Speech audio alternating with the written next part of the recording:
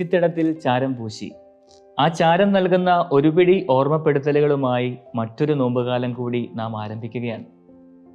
ക്രിസ്തുവിൻ്റെ ഉയർപ്പ് തിരുനാളിന് ഒരുക്കമായി 50 ദിവസം നീണ്ടു നിൽക്കുന്ന പ്രാർത്ഥനയുടെയും പരിത്യാഗത്തിൻ്റെയും തീർത്ഥയാത്ര നാം ആരംഭിക്കുകയാണ്.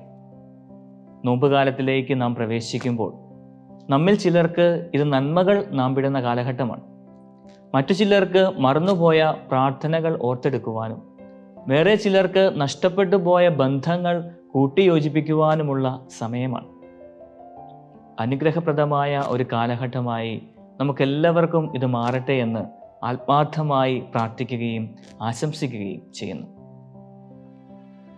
കുരിശുവര പെരുന്നാളിൻ്റെ ചരിത്രം പരിശോധിക്കുമ്പോൾ ചാരം പൂശുന്നതിനെ പറ്റിയുള്ള ഓർമ്മകൾ വിശുദ്ധ ഗ്രന്ഥത്തിൽ ഉടനീളം നാം കാണുന്നുണ്ട്. നീ പൊടിയാണ്, പൊടിയിലേക്ക് തന്നെ മടങ്ങുക എന്ന് ആദത്തെ ഓർമ്മിപ്പിക്കുന്ന ദൈവത്തെ ഉൽപ്പത്തി പുസ്തകത്തിൽ നാം കാണുന്നു. അതിനാൽ ഞാൻ എന്നെ തന്നെ വെറുക്കുന്നു, പൊടിയിലും ചാരത്തിലും കിടന്ന് പശ്ചാത്തപിക്കുന്നു എന്ന് വിളിച്ചു പറയുന്ന ജോബ് പശ്ചാത്താപത്തിൻ്റെ സൂചനയാണ് തൻ്റെ പുസ്തകത്തിലൂടെ നമുക്ക് നൽകുക.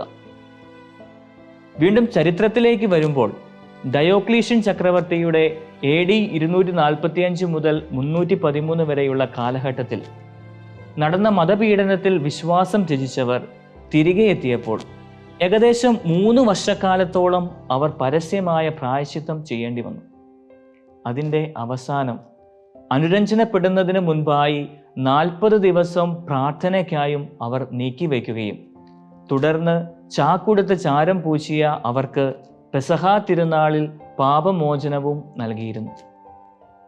ഇന്ന് നാം ആഘോഷിക്കുന്ന കുരിശുവര പെരുന്നാൾ ഏകദേശം 6-ാം നൂറ്റാണ്ടിൽ ഫ്രാൻസിൽ ആരംഭിച്ച് ഉദയംപേരൂർ സൂനകദോസോടുകൂടി മലബാർ സഭയിൽ നടപ്പാക്കപ്പെട്ട ഒന്നാണ്.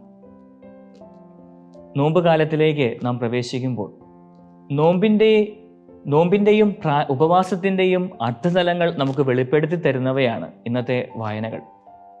ഉൽപ്പത്തി പുസ്തകത്തിൽ നിന്നുള്ള 1-ാമത്തെ വായനയിൽ ദൈവത്തിൻ്റെ കൽപ്പനകൾ ലംഘിച്ച് പാപം ചെയ്യുന്ന ആദ്യ മാതാപിതാക്കൾ പരസ്പരം പഴിചാരുന്നതായി നാം കാണുന്നുണ്ട്. സ്വന്തം തെറ്റിൻ്റെ ഉത്തരവാദിത്വം ഏറ്റെടുക്കുവാൻ മടി കാണിച്ച് മറ്റുള്ളവരിൽ പഴിചാരുന്ന സ്വഭാവം നമ്മിലുണ്ടെങ്കിൽ അവയെ പാടെ ഇല്ലാതാക്കുവാൻ ദൈവം നമ്മോട് ആവശ്യപ്പെടുകയാണ്. തങ്ങളുടെ പാപമാർഗങ്ങളും ദുഷ്ടതയും ഉപേക്ഷിച്ച നിനിവേ നിവാസികളോട് ക്ഷമിക്കുന്ന ദൈവത്തെ യോന പ്രവാചകന്റെ പുസ്തകത്തിൽ നിന്നുള്ള 2-ാമത്തെ വായനയിൽ നാം കാണുന്നുണ്ട്. റോമാക്കാർക്ക് എഴുതപ്പെട്ട ലേഖനത്തിലൂടെ മനസ്സിൻ്റെ നവീകരണം വഴി രൂപാന്തരപ്പെടുവാനും ദൈവഹിതം എന്തെന്നും നല്ലതും പ്രീതിജനകവും പരിപൂർണമായതും വിവേചിച്ചറിയുവാനും നോമ്പുകാലം നമ്മെ സഹായിക്കട്ടെ എന്ന് പൗലോസ്ലീഹ ഓർമ്മിപ്പിക്കുന്നു. സുവിശേഷ ഭാഗത്തിൽ പശ്ചാത്തപിച്ച് സ്വന്തം ഇഷ്ടം മാറ്റിവെച്ച് പിതാവിൻ്റെ ഇഷ്ടം നിറവേറ്റുന്ന മകനെയാണ് നാം കണ്ടുമുട്ടുക. നമ്മുടെ ഇഷ്ടങ്ങളൊക്കെയും മാറ്റിവെക്കുവാനും ദൈവത്തിൻ്റെ ഇഷ്ടം തിരിച്ചറിഞ്ഞ് അത് പ്രാവർത്തികമാക്കുവാനും അവിടുന്ന് നമ്മെ ക്ഷണിക്കുകയാണ്. ഈ നോമ്പുകാലത്തിലേക്ക് നാം പ്രവേശിക്കുമ്പോൾ നോമ്പിൻ്റെ പ്രധാനപ്പെട്ട 3 ഘടകങ്ങൾ ഉപവാസം, പ്രാർത്ഥന, അനുതാപം എന്നിവയാണ്. ദൈവത്തോടൊപ്പം വസിക്കുക, അവനോടൊപ്പം ആയിരിക്കുക എന്നതാണ് ഉപവാസം. ദൈവത്തോട് കൂടുതലായി അടുക്കുവാനും അവിടുന്ന് നമ്മുടെ ജീവിതത്തിൽ ഇടപെടുവാനുമായി നോമ്പ് നോക്കുന്നവരാണ് നമ്മിൽ ഏറിയ പങ്ക്. എന്നാൽ എത്ര ഉപവസിച്ചിട്ടും പ്രാർത്ഥിച്ചിട്ടും ദൈവത്തിൻ്റെ ഇടപെടൽ അനുഭവിക്കുവാൻ സാധിക്കാതെ വരുമ്പോൾ നാം വിഷമിക്കുകയും വേദനിക്കുകയും ചെയ്യാറുണ്ട്.